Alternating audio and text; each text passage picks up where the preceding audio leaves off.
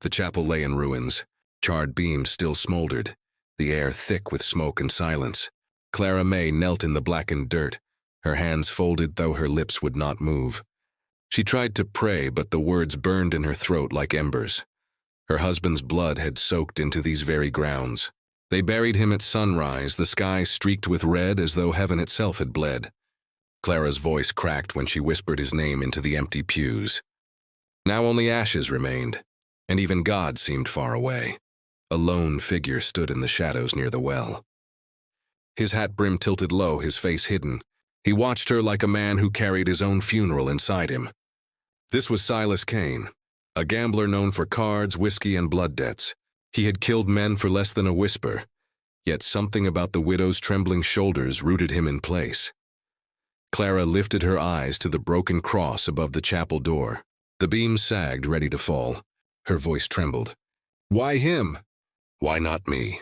Her words dissolved into the smoke. She pressed her palms hard together until her knuckles whitened. The wind shifted. Silas caught the faintest sound, not prayer, but a sob. It struck him like a bullet in the chest. He had heard cries before, in saloons, in alleys, on battlefields. But this was different. This was the sound of a soul breaking open. He turned away, boots crunching gravel. But each step felt like betrayal. He had promised himself never to care again. Not after the woman he once loved was left dying in his arms, beneath a thunderstorm 2 towns east. He carried her locket still, heavy as guilt, heavy as iron. Caring for Clara May meant opening that wound again. Behind him the widow rose. Her shawl fluttered in the wind, torn at the hem. She pressed a hand to the chapel doorframe and let her palm slide down the scorched wood. The ashes stained her skin gray. It looked like she was already half buried in grief. The town didn't come to comfort her. They kept their distance, muttering that bad luck clung to the widow. Some said her husband crossed the wrong man. Others said he was shot for debts not his own. Whispers followed her wherever she walked, but no one offered bread or a hand or even a kind word. That evening, Clara returned to her empty home. The porch creaked under her weight. Inside, the silence was thicker than the smoke had been. She lit a single candle, setting it on the table where her husband once carved initials into the wood. The flame bent in the draft. She touched the carved letters with trembling fingers, her throat tightening until she could not breathe. Across town, Silas shuffled cards in the saloon, though his eyes saw only the widow's tear-stained face. Each card slapped the table like a reminder: hearts, spades, clubs, diamonds. None could distract him from the ashes he had left behind. The piano played soft, off-key. Men laughed too loud, spilling whiskey. Silas drank, but the burn did nothing. He remembered Clara's words. Why him? Why not me? The same words he had asked years ago when his brother was shot in front of him. The same words that kept him awake on long prairie nights. The door swung open. A storm wind carried in dust and darkness. Silas glanced up, expecting a drunk or a stranger. Instead, it was Clara May. Her shawl clung to her shoulders, her face pale in the lamplight. Conversations hushed one by one. Even the piano fell silent. No widow had stepped into a saloon since the town was founded. To do so was to invite whispers, judgment, and scorn. Yet here she stood, her chin lifted though her hands trembled. Silas rose slowly, every eye following. His chair scraped loud against the wood. He tipped his hat toward her, though his throat tightened. Clara's voice was quiet, almost lost in the smoke. "They said you were here." Men shifted uncomfortably. A few smirked. One spat into the spittoon, but Silas only nodded, motioning her to a chair. She shook her head. Her eyes glistened, fixed on him with something sharper than grief. "You knew my husband," she said. The saloon held its breath. Silas swallowed hard. He remembered the night. A crooked game, cards on the table, a gun drawn too fast. Her husband's eyes wide with surprise before he fell. Silas hadn't pulled the trigger, but he had been there. He had done nothing. Clara's voice wavered. "You watched him die." Silas felt every gaze burning into him. His hands curled into fists. He wanted to deny it, to lie, to protect himself. But the truth weighed too heavy. He nodded once, barely. Clara's lips trembled. A tear slipped free, shining in the lamplight. "Then you owe me." The room rustled with murmurs. Silas stared at her, heart hammering. She didn't ask for blood. She didn't ask for vengeance. She only asked for something unnamed. something he wasn't sure he could give. The storm outside cracked, thunder rolling across the plains. Rain began to patter on the saloon roof, soft at first, then harder. The air filled with the scent of wet dust. Clara turned, her shawl whipping in the draft. She walked out without another word. The door slammed against the wall, then shut with finality. Silas stood frozen, every muscle taut. His pulse pounded in his ears. The gambler had faced death, debts, outlaws, sheriffs. But nothing had shaken him like the widow's trembling voice. "You owe me." He sat again, though the cards blurred. The whiskey tasted like ash. He felt the weight of her grief pressing against his ribs, suffocating. He couldn't escape it, not with cards, not with drink, not with lies. The piano started again, but softer, as if even the keys feared to break the silence she had left. That night, long after the saloon emptied, Silas walked the muddy streets alone. The rain had eased, leaving the earth heavy with the smell of clay and sorrow. He found himself drawn to the chapel ruins again. Smoke still curled faint from the ashes. Clara was there. She stood beneath the broken cross, her shawl pulled tight, her face lifted toward the night sky, rain glistening on her cheeks. She did not see him, or maybe she did, but chose not to speak. Silas's hand went to his chest where the locket rested heavy against his heart. His lips parted, a confession on the edge of forming, but he stayed silent, because words could not mend the ashes nor bring back the dead. The widow turned, her eyes meeting his at last. In them he saw not just grief, but something else. Demand, defiance, the flicker of a fire that refused to die. Silas stepped forward, mud sucking at his boots. He opened his mouth, but the night swallowed his voice. And so the gambler and the widow stood in silence, beneath the ruined chapel and the endless prairie sky, bound not by love nor trust, but by ashes and a debt that could never be paid. The saloon stank of sweat, whiskey, and fear. Lanterns swung from rusty hooks, shadows crawling along the walls. Silas Kane sat at the corner table, cards fanned in his hand, every eye in the room fixed on him. The dealer's fingers twitched, sweat beading his brow. A hush fell as Silas laid down his hand. 4 kings, clean and sure. Gasps rippled. A pile of coins and notes slid toward him, but the gambler's gaze never wavered from the man across the table. Jed Holleran, rancher's son, spoiled mean. His jaw worked as though grinding stone. His eyes narrowed, sharp as blades. He spat on the floorboards, the sound loud in the silence. "You cheat," Jed hissed. The room tensed. A chair creaked. Someone's boot scuffed the floor, slow and deliberate. Every man knew what was coming. Silas did not move. He let the words hang, heavy as lead. He'd been accused before. Cheating was easier than admitting defeat. But he never cheated, not once. His luck came cruel and natural, the kind that turned friends to enemies and made corpses out of fools who couldn't bear to lose. Jed's hand brushed his belt. The lamplight caught on brass. A revolver, half hidden, Silas's jaw clenched. His voice was calm, low, and dangerous. "Say that again," the dealer swallowed hard. The piano player's hands froze above the keys. A barmaid's breath caught in her throat. Jed leaned forward, his teeth bared in a grin without humor. "You cheat. You ain't worth the dust you walk on," the silence cracked. A chair scraped back. Someone muttered a prayer. Then came the sound. Boots dragging against the floor. Slow, rhythmic, heavy with promise. A man in the corner rose, shifting his coat to reveal the butt of his pistol. Another slid his hand across the bar. The air itself seemed to tighten, waiting for the first spark. Silas laid his cards down gently, as though placing flowers on a grave. His fingers tapped once against the table. His pulse slowed, his breath steady. He had lived this moment before, too many times. The edge between survival and death was as familiar to him as the feel of a deck in his hands. Jed's chair screeched as he stood. His revolver glinted, half raised. "I ought to shoot you dead right here," the barmaid cried out. The dealer flinched back. Dust swirled in the lantern light. Silas rose, his shadow stretching tall across the wall. He didn't reach for his gun, not yet. His voice cut the silence like a blade. "Then do it." The words struck harder than any bullet. Jed's eyes flickered, his confidence cracking. The room held its breath, waiting for thunder, but it never came.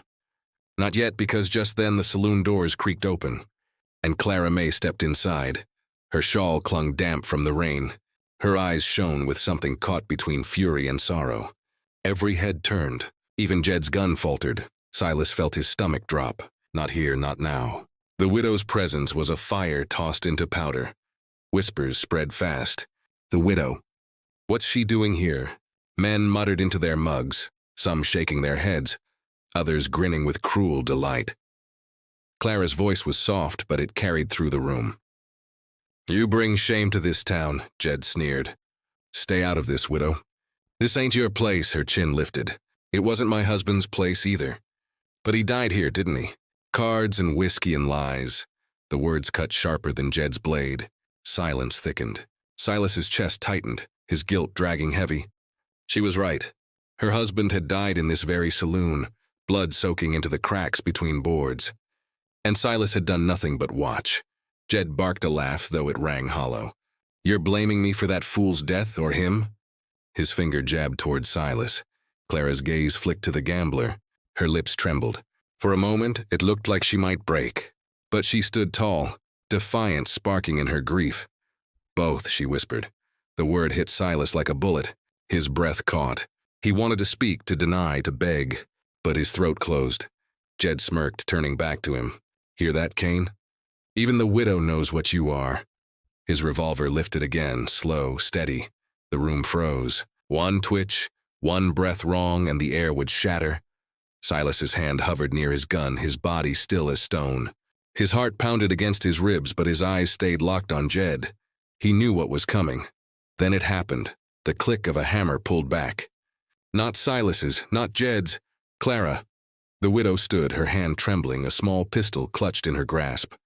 Her husband's pistol, the one left behind after the burial. She held it awkwardly, but her finger pressed firm on the trigger. Gasps rippled. A man cursed under his breath. Jed's face twisted, rage boiling over. You wouldn't dare. Clara's voice shook, yet it held a terrible strength. Try me. The saloon pulsed with silence, stretched thin as glass. One wrong move and everything would break. Jed's hand twitched. The revolver shifted. Silas drew. The sound split the air, a thunderclap of steel. His gun cleared leather faster than thought, aimed straight at Jed's chest. But the shot never came. Because Jed froze. His eyes darted between the widow's pistol and Silas's revolver. Sweat poured down his temple. His smirk crumbled. The silence stretched, heavier, heavier still. Finally, Jed spat again, though his voice cracked. Ain't worth it. He shoved his revolver back into his belt, grabbed his hat, and stormed out the doors. The room exhaled as one. Boots shifted. Murmurs rose. The piano man's fingers twitched, uncertain. Clara's pistol clattered to the floor. Her shoulders sagged, breath trembling. Silas holstered his weapon, his hand shaking for the first time in years. He bent, picked up the fallen pistol, and held it out to her.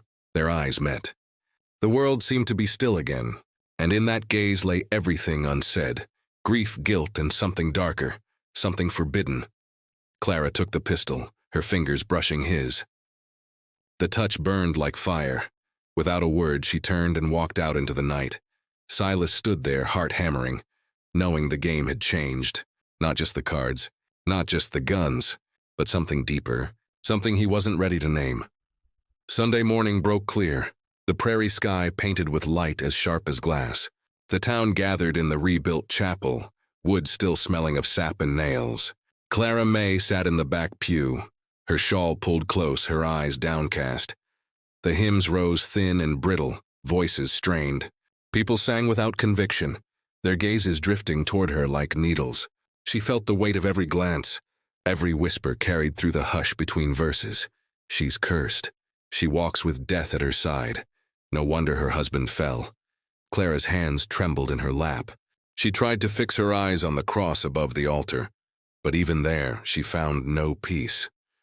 It leaned slightly, rebuilt crooked like a wound stitched without care. Her heart pounded as though every beat announced her shame. She had come for solace but found only judgment. When the preacher's sermon reached her ears, the words twisted sharply. God punishes the guilty. He strikes down those who harbor sin. She felt heat crawl up her neck. She wanted to rise, to flee into the open air, but the stairs pinned her like nails. Then she saw him, Silas Kane, standing near the back, hat in hand, head bowed though his eyes kept flicking toward her. The gambler looked out of place among the bowed heads and murmured prayers. His presence was a storm cloud rolling into the clear sky, and everyone knew it. A murmur rose louder. The widow and the gambler. Sin calls to sin. Clara's throat closed. She wanted to vanish into the wood, to crumble into dust. Yet she couldn't tear her eyes from him. His gaze was steady, unreadable, but in it flickered something that made her chest ache. Recognition. She wasn't alone in being judged. He knew the sting of whispered scorn, the weight of suspicion. He lived under it every day. The hymn ended. The preacher lifted his hands for prayer. People bowed their heads. Clara's lips pressed tight, refusing. Her gaze stayed locked on Silas, and for the briefest moment his eyes softened. The prayer ended. People shifted, filing out into the sunlit street. Women leaned together, muttering. Men spat into the dust, eyes narrowed at the gambler's shadow. Clara lingered, waiting for the crowd to thin, but whispers followed her even into the sunlight. She should have left town. Trouble follows her. She'll drag him down too. Clara's jaw tightened. She clutched her shawl and walked on, her boots crunching over gravel. Each word sank deeper, carving her hollow. Silas followed at a distance. He knew better than to walk beside her in the open daylight. The town would tear her apart with their tongues if they saw it. Still, he couldn't turn away. Something about her, something in her grief held him like a chain. At the edge of town, Clara stopped. She turned, eyes blazing, not with tears this time, but with defiance. "Why are you following me?" Silas froze. The sun caught the brim of his hat, shadowing his face. His voice came low. "Because you shouldn't carry it alone." Her breath hitched. For a heartbeat, silence stretched between them, broken only by the distant cry of a hawk. Clara shook her head, voice sharp though it wavered. "You watched him die. That's all you'll ever be to me." The words cut him clean, but he didn't flinch. He had carried worse. He only nodded, slow as though he agreed. She turned away, walking fast, her shawl whipping in the wind. But even as she went, her chest burned, because the truth was more tangled than she wanted to admit. That night, the whispers did not fade. They grew louder. From the saloon, from the chapel steps, from porches where old men smoked. They say she spoke to him. They say he walked her home. They say she smiled at him. None of it is true. Yet by the next day it was gospel. The widow and the gambler. A curse and a sin. A story too tempting not to believe. Clara closed her shutters tight, but gossip seeped through like smoke under a door. She pressed her palms to her ears, trying not to hear, trying not to let it in. But her own heart betrayed her, because at night when the prairie lay silent, she found herself remembering his voice. Because you shouldn't carry it alone. It was wrong. It was dangerous. But it stirred something in her chest, something she thought had died in the ashes with her husband. Days passed. The town grew sharper in its cruelty. At the well, women turned their backs. At the store, the clerk served her last. On the street, men spat near her boots. Clara bore it with her head high, but each insult chipped another piece away. At night, she wept where no one could see. And still, Silas lingered in the corners of her world, watching, waiting, never stepping too close, never saying too much. But his eyes told her he carried the same weight, the same exile. One evening, she found herself standing outside the chapel again. The rebuilt wood gleamed pale in the fading light. She touched the new door frame, rough and splintered. Behind her, boots crunched. She turned. Silas stood a few paces away, hat low, shoulders tense, as though he expected her to send him off. For a moment, neither spoke. The prairie wind whistled low, carrying the scent of sage and dust. Finally, Clara whispered, "They think I'm cursed." Silas's jaw worked. His voice came quiet, raw. "So do they think of me?" Her eyes stung. She wanted to deny it, to laugh it off, but the truth was too sharp. They were both ghosts in this town, living yet condemned. Their gazes held. Something passed between them, fragile, unspoken, dangerous. Clara's breath trembled. She turned away, clutching her shawl tight. "We shouldn't be seen together." Silas nodded. "We already are." The words lingered, heavy like thunder before the storm. The night was quiet, too quiet. The prairie stretched endless under a silver moon, every sound sharp against the silence. Clara May sat by her window, candle guttering low. Sleep never came easy anymore. Shadows moved in her mind, whispering, stirring grief that would not rest. Then she heard it. A horse snorted outside. Hooves shifted in the dirt, slow, deliberate. Her body stiffened. No rancher came riding at midnight. No preacher called this late. Only trouble wore boots past her door when the clock was near striking 12. She rose, a shawl clutched tight around her shoulders. The floorboards creaked under her weight. She stepped softly, heart hammering, ears straining for every sound. A boot scraped against the porch. Her breath froze. The click came next. Cold, metallic. A revolver's hammer pulled back in the dark. Her knees weakened. She pressed her back against the wall, palms clammy. She wanted to scream, to run, to vanish into the night.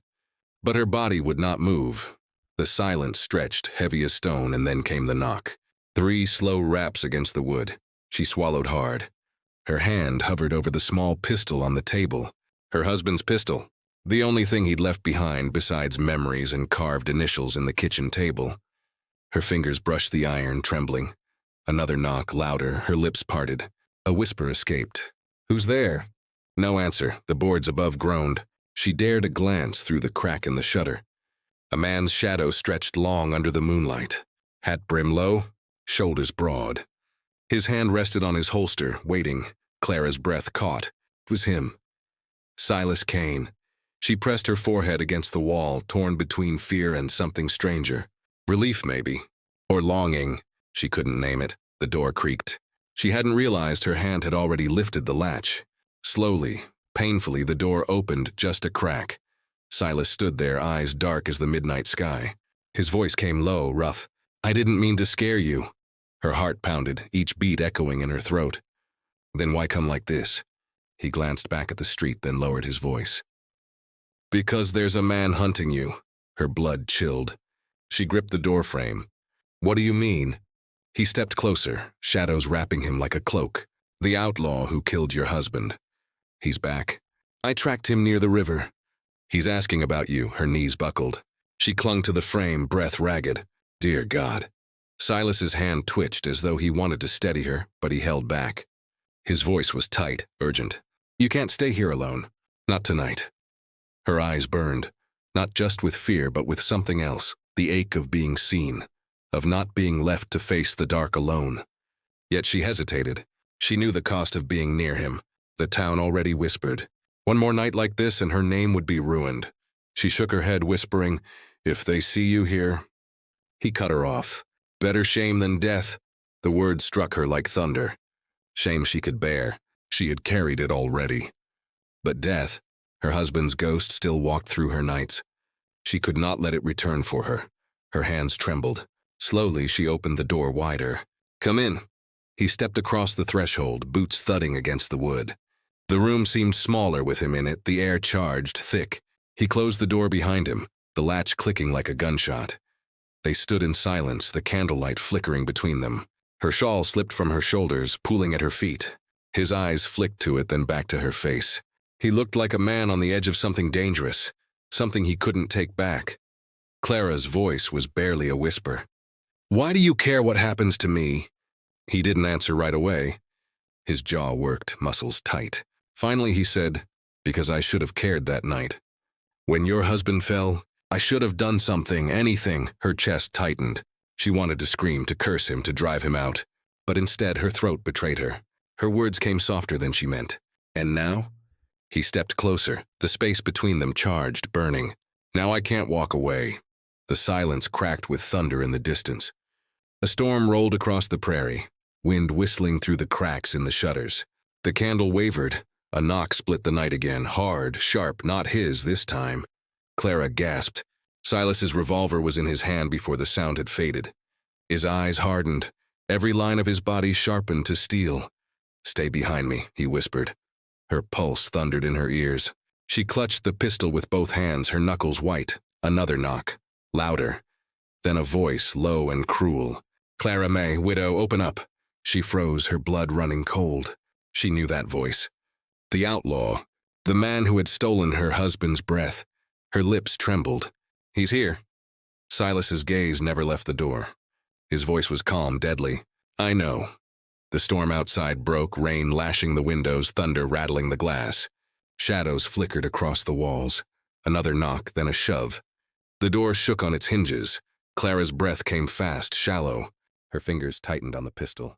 She thought of her husband, of the chapel, of ashes in the wind. She thought of Silas standing between her and death. The door creaked. Boots scraped against the porch. The outlaw's shadow loomed large through the gap in the shutters. Silas lifted his gun, steady as stone. His voice dropped to a whisper meant only for her. When it starts, don't hesitate. Clara's hands trembled. Her lips pressed to a silent prayer. The door shuddered again, louder, harder. The latch splintered, the storm roared. The candle blew out. Darkness swallowed the room. And then came the sound of the door bursting open. The door slammed open with a crack of wood.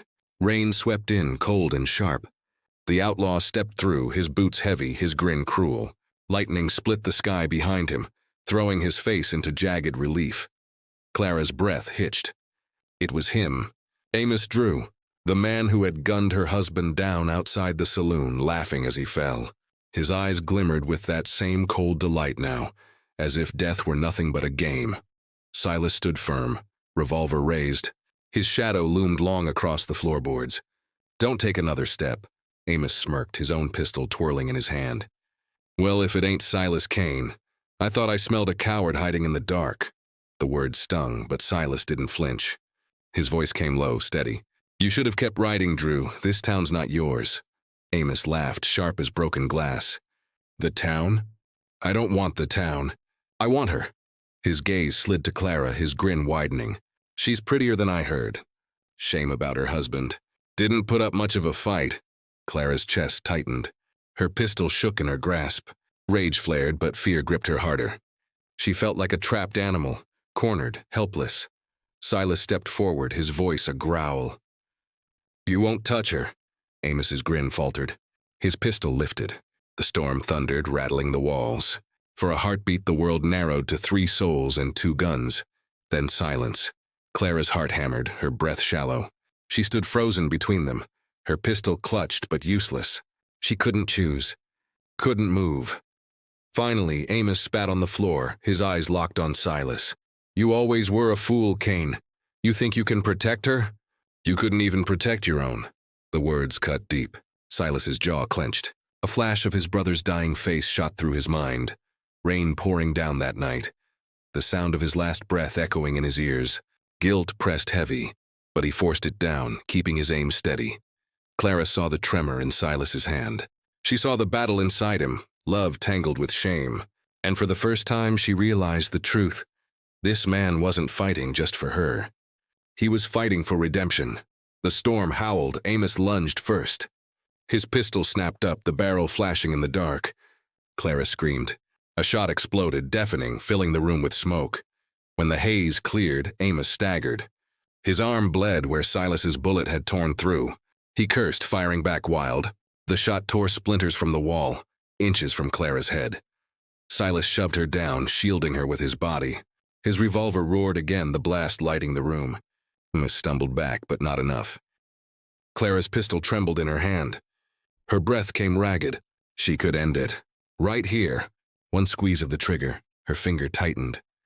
But then, her husband's face flashed in her mind, eyes wide with surprise, body crumpling. She froze, tears blurring her vision. Amos laughed through the blood, staggering toward them. She doesn't have it in her, Kane, just like him. Weak. Clara's scream tore from her throat. The gun fell from her hand, clattering to the floor. Silas fired again. The bullet tore through Amos's chest. He staggered, eyes wide, blood bubbling at his lips. He dropped to his knees, then to the floor, the life draining from him with a final rattling breath. Silence crashed down. Only the storm outside kept screaming. Clara pressed a hand to her mouth, tears streaming. She stared at the body, at the blood pooling on her floorboards. Her husband's killer was dead, but there was no triumph, no relief, only emptiness. Silas lowered his gun, his hand trembling. He stared at the corpse, then at Clara, his chest heaving. His voice came rough, broken. It's done. Clara shook her head. No, it'll never be done. Her knees gave way. She sank to the floor, sobbing into her hands. Silas knelt beside her, unsure if he dared touch her. The storm rattled the shutters, the wind howling like ghosts. Finally, her voice came through the tears, soft, raw. Why? Why do you fight for me? Silas's jaw tightened. His eyes burned, his voice a whisper. Because I love you. The words hung heavy in the air, dangerous as any bullet. Clara froze. Her sobs quieted. She lifted her face, eyes searching for him. She saw the truth there, unhidden, raw. A love as broken as it was real. Her heart twisted. She wanted to deny him, to push him away. But her chest ached with something she couldn't name. She longed to fall into him, to let the weight slip from her shoulders. Yet guilt clawed at her. The memory of her husband, the judgment of the town, the whispers that would tear her apart. Her voice trembled. We can't. Silas's lips parted, his breath shaking. I know, and yet his hand reached for hers. She didn't pull away. Their fingers brushed, fragile, fleeting. The storm began to fade, the thunder rolling into the distance. But inside, the air stayed charged, heavy with what had been spoken and what could never be undone. The outlaw lay dead. The widow wept, and the gambler knew one truth above all. He had only one bullet left, and he had already spent it on love. Morning came slow, gray as old ash. The storm had passed, leaving puddles in the street, the sky heavy with silence. The town woke to whispers that spread like wildfire. The outlaw Amos Drew was dead, and he died in the widow's house. Clara May stepped onto her porch, her shawl drawn tight, though nothing could hide the bloodstains on her floorboards, the shattered wood where the door had burst open. She felt the weight of every eye, every curtain pulled back. Children stared until their mothers yanked them away. Men stood with arms folded, muttering. Women shook their heads, lips curling. She walked with her chin high, but her heart hammered, shame digging into her like a knife. Each step down the street was a trial, each whisper another stone laid at her feet. At the saloon, Silas Kane stood waiting, hat low, face grim, a shadow among shadows. He had killed before, but this time felt different. This time the blood clung to him in a way he couldn't shake. When Clara passed, he tipped his hat, a small gesture, nothing more. But it was enough to set tongues wagging louder. The widow and the gambler, bound by death, bound by sin. The sheriff called them both into his office. A narrow room, sunlight spilling dusty through the blinds. The air smelled of tobacco and paper. The sheriff's voice was flat. Drew was wanted. Dead or alive. You did the town a service. Clara's throat tightened. Service, was that what it was called? Her hand still shook when she thought of the pistol slipping from her grasp, of Silas's gun roaring beside her. She felt no triumph, only emptiness. Silas said nothing, jaw set, eyes fixed on the floor. The sheriff leaned back, studying them. But folks talk. They say you two been meeting in shadows. They say you wanted Drew dead for yourselves, not the law. Clara's breath caught. That's a lie, the sheriff shrugged. Truth don't matter much when a town decides its story. Silas lifted his gaze then, steel burning in his eyes.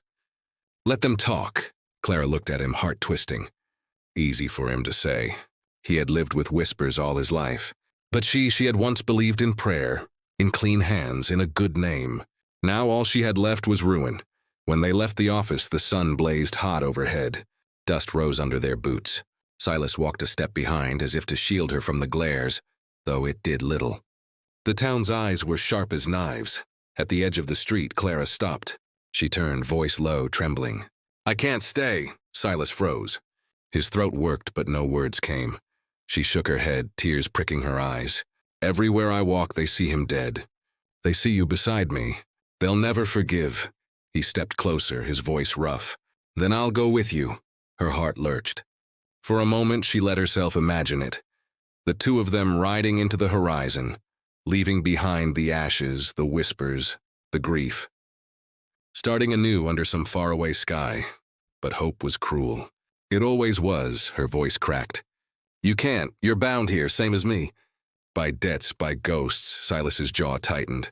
He wanted to argue, to swear he'd burn the whole town to the ground if it meant keeping her safe. But he saw the truth in her eyes. She was already slipping away, carried by a wind stronger than either of them. That night, the town gathered in silence as Amos Drew was buried in a shallow grave outside the fence line. No prayers, no hymns, only the scrape of shovels and the whisper of dirt hitting wood. Clara stood apart, her shawl drawn close, the wind tugging at her hair. Silas watched from the other side, his face unreadable. They didn't speak. They didn't dare. When the grave was filled, the crowd dispersed, muttering. Clara lingered, staring at the mound of fresh earth. In her chest, grief twisted with something darker. Relief, guilt, longing, she whispered, barely audible. "Forgive me." She didn't know if she meant her husband or God or herself. The prairie wind answered, carrying dust and ash into the twilight. Silas approached at last, boots crunching slow. He stopped beside her, silent. For a long time they said nothing. Finally Clara turned, eyes glistening. "It should feel like justice." "But it doesn't." Silas's voice was low, raw. "Justice don't bring peace. Never has." Her throat tightened. She wanted to reach for him, to rest her weary head against his chest. But she held back. The town's eyes were everywhere, even in the wind. He saw the struggle in her, and his own heart burned with the same war. He had sworn never to love again. Not after the woman who died in his arms. But Clara had broken that vow with nothing more than a glance, a whisper, a touch of her trembling fingers against his. The prairie stretched endless before them. The sun sank red against the horizon, the sky bleeding into night. Clara drew a sharp breath. "I'll leave at dawn." The words shattered him more than any bullet ever had. He wanted to beg, to plead, but he only nodded, because love, real love, was letting her go before the town destroyed her completely. The wind rose, carrying grit across the graves. Silas's voice cracked when he finally spoke. "Then let me ride you out." "Just past the ridge. Safer that way." She nodded, tears falling freely now. Dawn broke pale and cold. Clara mounted her horse, her shawl fluttering. Silas rode beside her, silent, every step of the horse's hooves echoing like a countdown. At the ridge, she reined in. The prairie stretched vast before her, full of emptiness and possibility. She turned to him. Their eyes met, holding all the words they would never say aloud. Love, regret, goodbye. Her voice was barely a whisper. "Thank you." His throat burned. He tipped his hat, his hand trembling. "One more bullet, Clara. If the world comes for you again, I'll spend it." Her lips parted, but no words came. She only looked at him one last time, then turned her horse toward the horizon. Silas sat watching as she rode away, dust rising behind her, her figure shrinking into the endless sky. The prairie wind carried her shawl's last flutter, like ashes scattered into morning light. He closed his eyes, the ache in his chest heavier than any wound. She was gone, but in the silence he clung to the only thing left, fragile hope that somewhere, beyond the dust and whispers, she might find peace. And if not, he would keep that last bullet ready. For her, always for her.